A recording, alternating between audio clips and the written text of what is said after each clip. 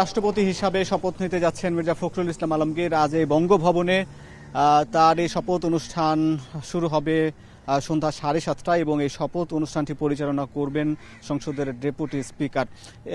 তিনি শপথ পড়াবেন এবং এই পুরো অনুষ্ঠানটি পরিচালনা করবেন মন্ত্রিপরিষদ সচিব ডক্টর নাসিমুল গনি। এবং আপনি দেখছেন যে এই বঙ্গভবনের এই সামনের ফটকটিতে দেখা যাচ্ছে আইন শৃঙ্খলা বাহিনীর সতর্ক প্রহরা। সেখানে পিজিআর এর সদস্যরা রয়েছেন, সেনাবাহিনীর অর্থাৎ এসবির সদস্যরা রয়েছেন, আমরা দেখতে পাচ্ছি এখানে র্যাবের সদস্যরা রয়েছেন। এছাড়া আইন শৃঙ্খলা বাহিনীর সকল ধরনের প্রস্তুতি, যেমন বাইরে আমরা লক্ষ্য করছি, ঠিক ভেতরে বঙ্গভবনের দরবার হল সকল প্রস্তুতি সম্পন্ন। ইতোমধ্যে জানানো হয়েছে যে 1200 অতিথিকে আজকে আমন্ত্রণ জানানো হয়েছে এই শপথ অনুষ্ঠানে। যেহেতু এখন সেই দরবার হলে প্রায় 800-র মতো অতিথি বসতে পারবেন। এছাড়াও আরও বাকি 400 যারা অতিথি থাকবেন তারাও কিন্তু বাইরের যে খোলা মাঠ কিংবা বারান্দা সেখানেও কিন্তু বসার ব্যবস্থা করা হয়েছে এবং সেখানে এলইডির মাধ্যমে এই শপথ অনুষ্ঠানের এই যে পুরো আয়োজনটি দেখানো হবে।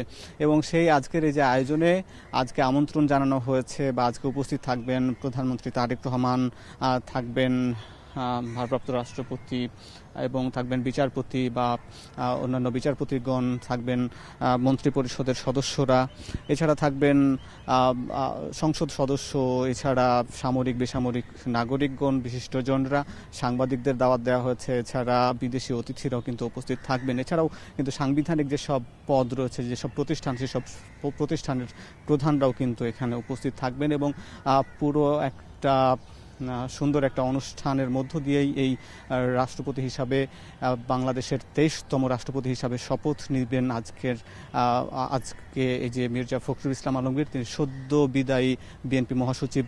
তাকে কিন্তু বলা হচ্ছে তিনি কেউ শিক্ষক থেকে রাষ্ট্রপতির মহামান্য রাষ্ট্রপতি হিসাবে তিনি শপথ নিতে যাচ্ছেন।